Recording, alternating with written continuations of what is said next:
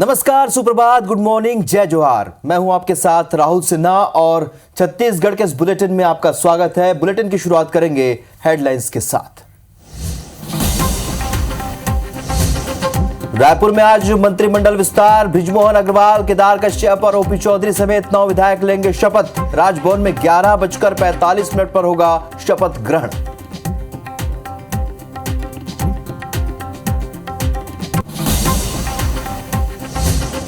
मुख्यमंत्री विष्णुदेव साय का आज दिल्ली दौरा। डिप्टी सीएम अरुण साव भी जाएंगे दिल्ली। बीजेपी के राष्ट्रीय पदाधिकारियों की बैठक में होंगे शामिल।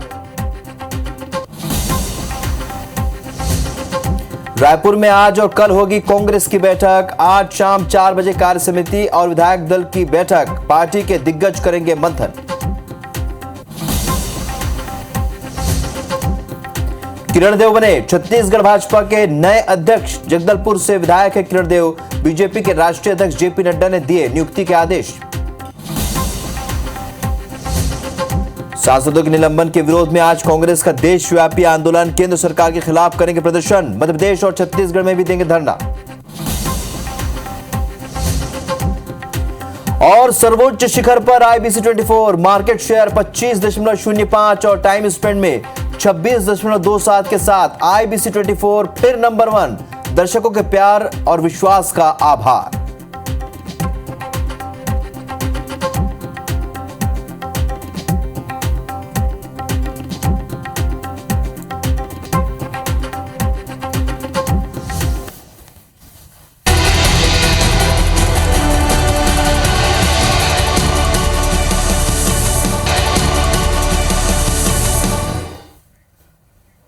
तो बुलेटिन की शुरुआत करेंगे साय के मंत्रिमंडल की खबर से। छत्तीसगढ़ में मुख्यमंत्री विष्णुदेव साय की कैबिनेट अब आकार ले रही है।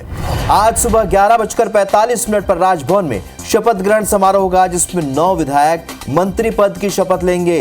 इनमें बृजमोहन अग्रवाल, केदार कश्यप, लखनलाल देवांगन, रामविचार नेताम, लक्ष्मी राजवाड़े, श्याम बिहारी जायसवाल, ओपी चौधरी, दयालदास बघेल और टंक राम वर्मा का नाम शामिल है। मंत्रिमंडल में बस्तर संभाग से एक विधायक को जगह मिली है। नारायणपुर से विधायक केदार कश्यप को मंत्री बनाया जाएगा। तो दुर्ग संभाग के नवागढ़ से विधायक दयालदास बघेल का नाम भी लिस्ट में है। बिलासपुर संभाग से 2 नाम हैं। कोरबा विधायक लखनलाल देवांगन और रायगढ़ विधायक ओपी चौधरी मंत्री पद की शपथ लेंगे। रायपुर संभाग से भी 2 विधायक बृजमोहन अग्रवाल और टंकराम वर्मा को मंत्री पद दिया जा रहा है। सरगुजा संभाग से सबसे ज्यादा 3 विधायक मंत्री बनाए जा रहे हैं। रामानुजगंज से रामविचार नेताम, मनेन्द्रगढ़ से श्याम बिहारी जायसवाल और भटगांव से लक्ष्मी राजवाड़े मंत्री बनाए जा रहे हैं।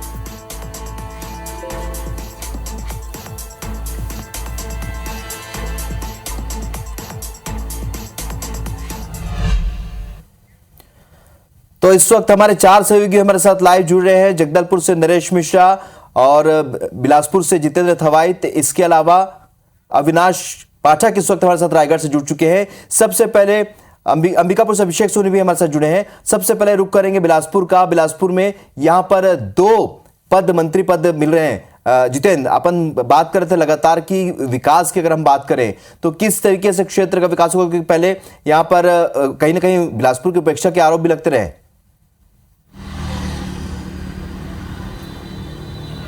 बिल्कुल, देखो बिलासपुर संभाग बड़े संभाग है। 24 विधानसभा सीट आते हैं और जिन तरह से यहाँ पर परिणाम आई से निश्चित तौर पर भाजपा केवल यहाँ पर 10 सीट जीत के आए हैं।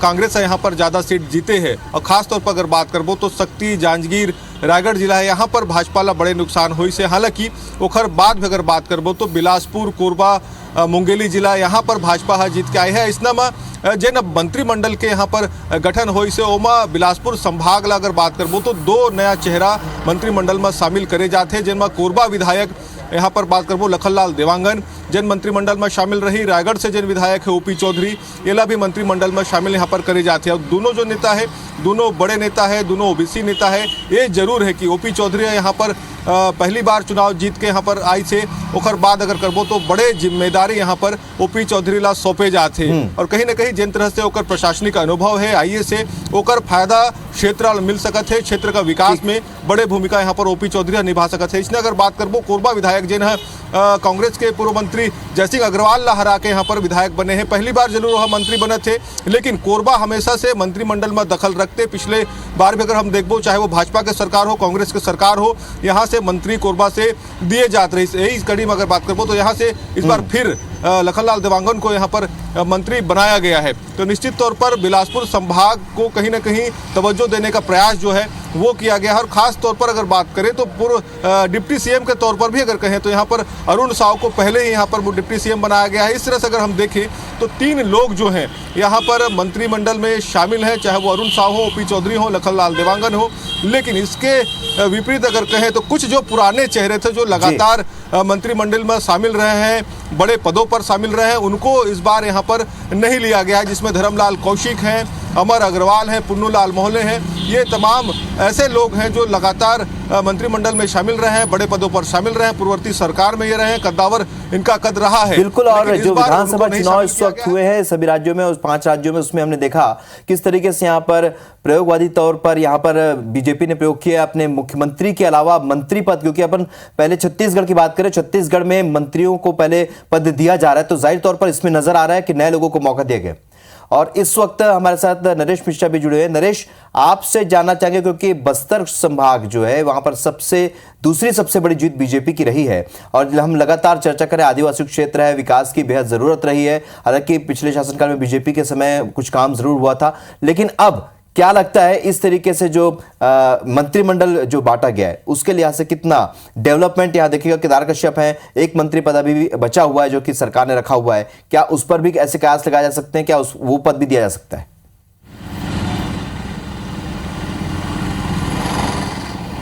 जी हाँ, देखिए, और बस्तर में कमबैक किया है भारतीय जनता पार्टी ने और इस लिहाज से भारतीय जनता पार्टी ये मौका बिल्कुल नहीं खोना चाहती कि दोबारा कांग्रेस यहाँ पर बढ़त बना सके। और इसलिए केदार कश्यप जो कि परंपरागत तौर पे काफ़ी ज़्यादा अनुभवी हैं और उनका परिवार जो है लंबी एक पृष्ठभूमि रही है, आरएसएस कहिए या उनके अनुषांगिक संगठनों से जुड़ा हुआ ये परिवार रहा है, तो कश्यप परिवार का दबदबा पूरे बस्तर में भारतीय जनता पार्टी की राजनीति में काफ़ी ज़्यादा रहा है और यही वजह है कि सबसे पहला नाम उनका तय किया गया है।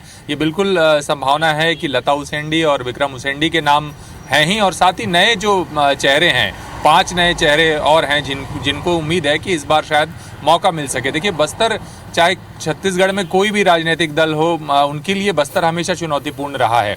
और जिस तरह से भारतीय जनता पार्टी के 15 साल के शासन काल के बाद उन्हें एक लोकसभा सीट यहाँ से गंवानी पड़ी जो लगातार वो जीत रहे थे, और इसके बाद जो है दोबारा जो है वापसी करने में काफ़ी मुश्किल पेश आई। तो इसलिए मुझे नहीं लगता कि ये भारतीय जनता पार्टी ये मौका चूकेगी, पर एक संकेत भारतीय जनता पार्टी ने केदार कश्यप के नाम को अनाउंस करने के साथ देने की कोशिश की है कि प्रदेश अध्यक्ष के तौर पर जगदलपुर के सामान्य सीट से किरण देव और केदार कश्यप वो प्रमुख आदिवासी चेहरा होंगे जो बस्तर में जो आने वाले समय में लोकसभा चुनाव की तैयारियों के अहम रणनीतिकार होंगे बस्तर लोकसभा क्षेत्र को लेकर के। तो ये महत्वपूर्ण बात है, अभी जो फैसले आए उससे ये समझा जा सकता है, लेकिन एक बड़ा सवाल ये उठ रहा है कि आखिर जी बिल्कुल जो डेवलपमेंट यहाँ पर हो रहा है, लगता है कि उस डेवलपमेंट पर आगे काम होगा। नरेश, आपकी बात हम आगे सुनेंगे, लेकिन इस वक्त अभिषेक का रुख करेंगे। अभिषेक, सरगुजा में जो प्रदर्शन रहा 14 की 14 सीटों पर यहाँ पर बीजेपी ने जीत हासिल की। हालांकि विष्णुदेव साय जो पहली मतलब सबसे बड़ा चेहरा जो है विष्णुदेव साय मुख्यमंत्री है, लेकिन अब चूंकि हम सरगुजा की बात करें, जशपुर क्षेत्र हो गया या सरगुजा के दूसरे क्षेत्र, यहाँ पर डेवलपमेंट काफी कम, बस्तर के मुकाबले और ज्यादा कम देखने को मिला है।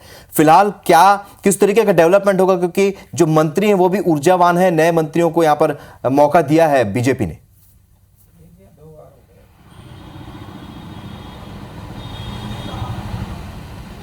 राहुल, इस मंत्रिमंडल के विस्तार को इस तरीके से भी देखा जा सकता है कि जो भाजपा है वो मिशन 2024 की तैयारी में है और यही कारण है कि जो मंत्रियों की नामों की घोषणा हुई है, आप देखेंगे कि पुराने जो मंत्री बनाए जा रहे हैं, पुराने नेता हैं, उनके अनुभव काम आएंगे, साथ ही साथ युवाओं का जोश भी काम आएगा। मैं बात करूं सरगुजा संभाग की, तो सरगुजा संभाग में मुख्यमंत्री के साथ 4 मंत्रियों को यहाँ से मौका दिया जा रहा है और ये माना जाता है कि जिस तरह से सरगुजा संभाग में भारतीय जनता पार्टी को जीत मिली थी, 14 की 14 सीटें भाजपा के खाते में गई थी। ऐसे में जो भाजपा के जो मंत्रिमंडल गठन हो रहा है, विष्णु देव साय के मंत्रिमंडल में गठन हो रहा है, उसमें एक महिला मंत्री का जो नाम शामिल है वो भी सरगुजा संभाग से हैं, जो कि लक्ष्मी राजवाड़े भटगांव से चुनाव जीत कर आई हैं और काफ़ी मतों से उन्होंने अपने प्रतिद्वंदी पारसनाथ राजवाड़े को हराया है। तो कहा जा सकता है कि जो विष्णु कैबिनेट में जो मंत्रिमंडल गठन किया जा रहा है उसमें सरगुजा का दखल देखा जा रहा है। ये भी माना जा रहा है कि जिस तरह से 2024 की तैयारी भाजपा ने शुरू की है तो जातिगत समीकरण के आधार पर इसे देखा जा सकता है, क्योंकि जो श्याम बिहारी जायसवाल हैं वो जायसवाल वर्ग से आते हैं, ऐसे में काफ़ी संख्या उनकी है, ऐसे में उनको मंत्री बनाया जा रहा है। दूसरी तरफ बात करें कि रमन जब शासनकाल था तो उस समय भैयालाल राजवाड़े मंत्री बनाए गए थे, ऐसे में राजवाड़े वोट बैंक को साधने के लिए महिला मंत्री के तौर पे जो लक्ष्मी राजवाड़े को मंत्री का पद दिया जा रहा है। इसके अलावा एक बड़े जो नेता हैं राम विचार नेताम, क्योंकि आदिवासी वर्ग से आते हैं, काफ़ी लंबा अनुभव रहा है, तो उन्हें भी मंत्री बनाया जा रहा है। तो कहा जा सकता है कि जिस तरह से भाजपा लगातार इन 5 सालों में ये आरोप लगाती रही कि जो पूर्व सरकार थी उसमें जो मंत्री पद को लेकर, मुख्यमंत्री की कुर्सी को लेकर जो आरोप प्रत्यारोप होते थे, जो लड़ाई चल रही थी, उसके कारण सरगुजा संभाग का जो विस्तार है, जो विकास है, वो रुक सा गया है। ऐसे में ये माना जा सकता है कि जो मुख्यमंत्री खुद सरगुजा संभाग से हैं, इसके अलावा 3 मंत्री जब बिल्कुल अभिषेक और जातिगत समीकरण की बात करें, कुछ ऐसे ही हालात रायगढ़ में भी देखने को मिले हैं और यहाँ अविनाश हमारे सहयोगी मौजूद हैं। अविनाश, चूंकि हम जातिगत समीकरणों की बात करें, पहले नंद कुमार पटेल के जो बेटे उमेश पटेल ने यहाँ पर खरसिया में वो मंत्री रहे और इस क्षेत्र में पटेल और चौधरी समाज के लोग काफी बड़ी संख्या में, और जो काम क्षेत्र में होना है, इंडस्ट्रियल एरिया है, उसके डेवलपमेंट के लिहाज से ओपी चौधरी क्योंकि प्रशासनिक कसावट को समझते हैं, वो कितना यहाँ पर यूजफुल होगा, कितना उनका यहाँ पर मंत्री बनाया जाना कितना कारगर होगा? देखिए, बिल्कुल जाहिर तौर पर जिस दिन से ओपी चौधरी सीट से जीत कर आए थे तब से ये लगभग तय था कि कैबिनेट में उन्हें जगह मिलेगी, क्योंकि कहीं ना कहीं पुराना अनुभव रहा है, पूरे प्रदेश में प्रशासनिक अनुभव उनका रहा है, चाहे राजधानी रायपुर की बात करें, बस्तर की बात करें, जांजगीर की बात करें, पड़ोसी जिले की। तो जिस तरह से 64,000 से भी अधिक वोटों से उन्होंने जीत हासिल की है, युवा चेहरा है, लोगों के बीच में अच्छी पकड़ है, काम करने का तरीका लोगों ने उनको देखा है, तो कहीं ना कहीं उनके कैबिनेट मंत्री बनने के बाद अब क्षेत्र में संभावनाएं काफ़ी बढ़ गई है। एक बड़ी बात जो आपने जातिगत समीकरण की कही कि कहीं ना कहीं ओबीसी वर्ग को मंत्रिमंडल में जगह देकर कहीं ना कहीं इस वर्ग विशेष को साधने की कोशिश जो है सरकार ने की है, और अब देखना होगा कि किस तरह के कामकाज होते हैं, क्योंकि संभावनाएं काफी इस क्षेत्र में अधिक है।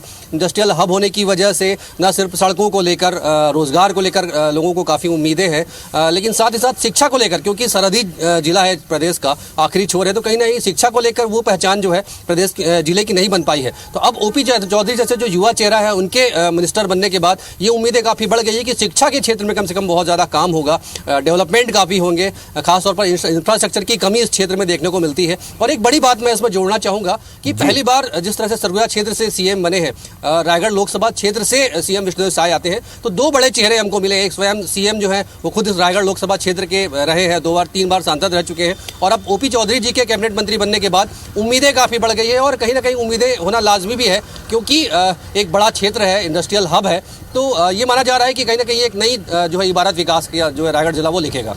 बिल्कुल, और नई इबारत यहाँ लिखेगा, इस साफ तौर पर ये समझ में भी आ रहा है। क्योंकि मंत्री पद के वितरण की हम बात करें, जितेंद्र, क्या लगता है कि डेवलपमेंट के लिहाज से या मंत्री पद के अगर वितरण में मंत्री का जो पद है, कौन सा पद दिया जा सकता है? क्योंकि नाम तो डिक्लेयर हो चुके हैं जितेंद्र, लेकिन अब ये देखना होगा कि मंत्री पद क्या मिल सकता है। तो बिलासपुर के लिहाज से कौन सा मंत्री पद के लिहाज से वहाँ पर डेवलपमेंट ज़्यादा बेहतर तरीके से होता है? क्योंकि अमर अग्रवाल वहाँ पर मंत्री रहे हैं, इसके अलावा भी उस क्षेत्र में जो काम हुआ है, पहले बीजेपी ने ठीक ठाक काम किया है।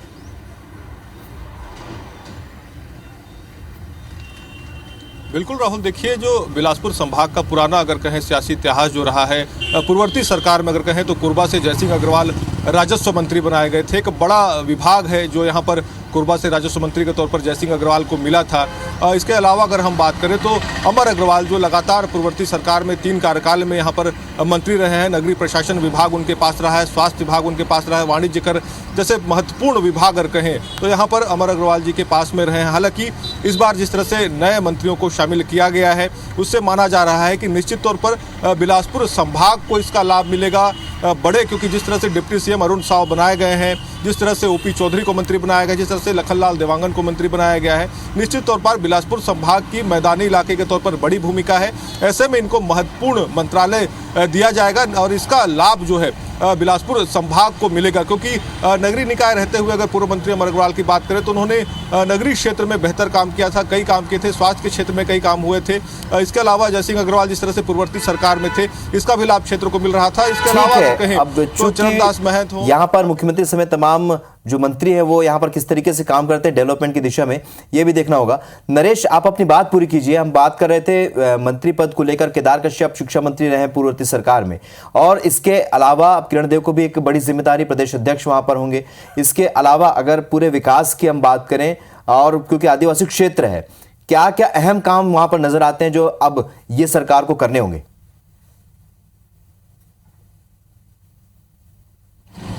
देखिए, सबसे अहम तो बस्तर में जो पुरानी सरकार की जो योजनाएं हैं उनको साधना, और एक जो डेवलपमेंट एक्टिविटीज़ को लेकर के सवाल रहा है कि जो विकास के जो काम होने चाहिए थे वो अवरुद्ध रहे हैं, तो उनको साधना सबसे महत्वपूर्ण होगा। और अगर आप देखें तो डीएमएफ के पैसे को लेकर के जो बर्बादी का सिलसिला न केवल भारतीय जनता पार्टी के शासनकाल में और कांग्रेस के समय में हुआ है, उनके बीच भी संतुलन बनाना एक बड़ी चुनौती होगी, क्योंकि भ्रष्टाचार के मुद्दे को लेकर ही भारतीय जनता पार्टी कांग्रेस के खिलाफ एक बड़ी मुहिम बस्तर क्षेत्र में चलाती रही, बल्कि पूरे छत्तीसगढ़ में उन्होंने चलाया था।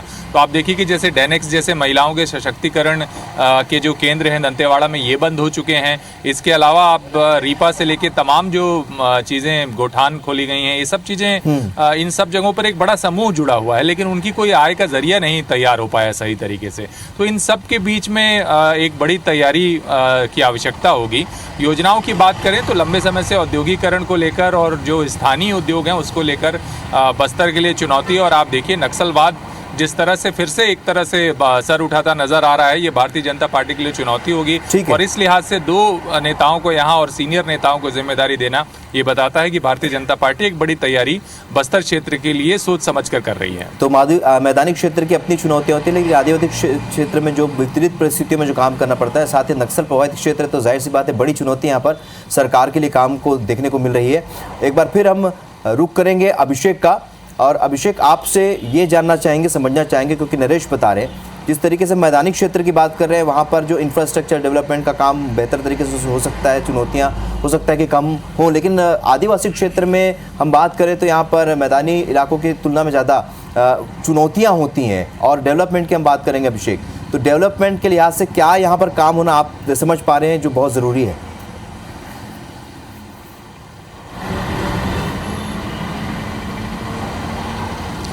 देखिए राहुल, जिस तरह से सरगुजा संभाग की बात करें तो सरगुजा संभाग चूंकि आदिवासी बाहुल इलाका है और इन इलाकों में मूलभूत आवश्यकताओं की आज भी कमी देखी जाती है। कई बार हमने एक तस्वीरें दिखाई कि सड़क नहीं होने के कारण लोगों को जो कि आवागमन में किस तरह की परेशानी होती है, स्वास्थ्य सुविधाओं को बेहतर करने की आवश्यकता है। सबसे ज़्यादा अगर बात करें सरगुजा संभाग में तो कोई भी रोजगार के बड़े केंद्र नहीं है। कई बार ये स्थिति बनती है कि जब यहाँ से लोगों को रोजगार के लिए दूसरी जगह पलायन की समस्या का सामना करना पड़ता है, लोग पलायन करते हैं, उसके बाद वहां पर फंस जाते हैं। ऐसे में इन सभी जो बिंदु हैं उन पर काम करने की जरूरत है। और जिस तरह से महिलाओं की बात करें कि महिलाओं को किस तरह से रोजगार दिया जाए, स्वावलंबी बनाया जाए, इसको लेकर पहल करने की आवश्यकता होगी।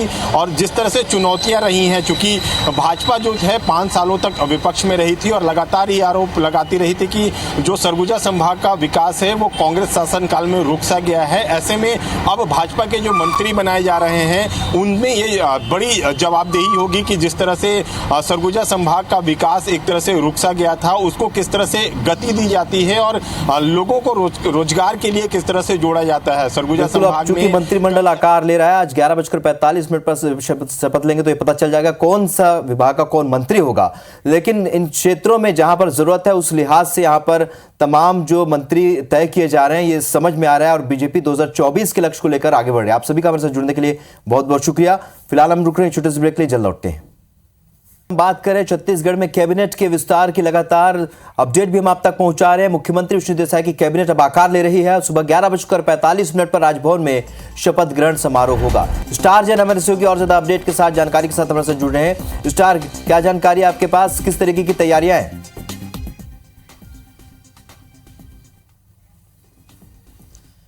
देखिए, तैयारियों की जहां तक बात करें तो 11:45 में राजभवन में शपथ ग्रहण समारोह होना है और कैबिनेट में 9 नए चेहरे, मतलब वर्तमान कैबिनेट की बात करें तो 9 नए चेहरों को शामिल किया गया, जिसमें 4 पुराने अनुभवी हैं, वरिष्ठ हैं और 5 युवाओं को मौका दिया गया है। मुख्यमंत्री विष्णुदेव साय ने 9 कैबिनेट में जिन लोगों के नाम शामिल किए हैं उसमें एक नाम है दयाल दास बघेल जी का, जो इस वक्त हमारे साथ मौजूद हैं और उनसे बातचीत करते हैं। पुराना अनुभव रहा है। पहले तो दयाल जी बहुत बहुत बधाई हो आपको। हाँ, चलो धन्यवाद। पुराना अनुभव आपका काफी कुछ रहा है, क्या कुछ कहेंगे? कैबिनेट में फिर से स्थान मिला है आपको।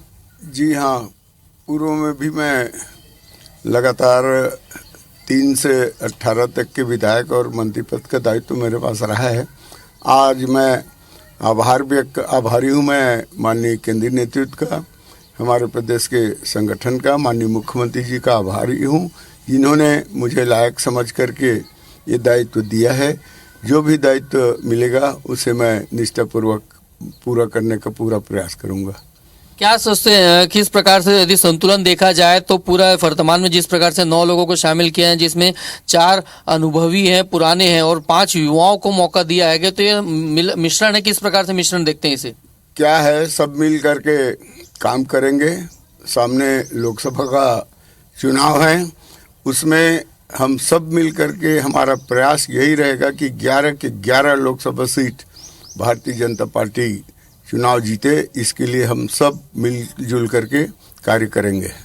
पोर्टफोलियो अभी तय नहीं हुआ है, लेकिन जिस प्रकार से आपने पुराने कार्यकाल में देखा तो आपके पास पर्यटन भी था, सहकारिता भी थी, तो क्या माना जाए वही विभाग चाहेंगे या फिर कुछ नया कुछ करना चाहेंगे? क्या आपकी इच्छा है?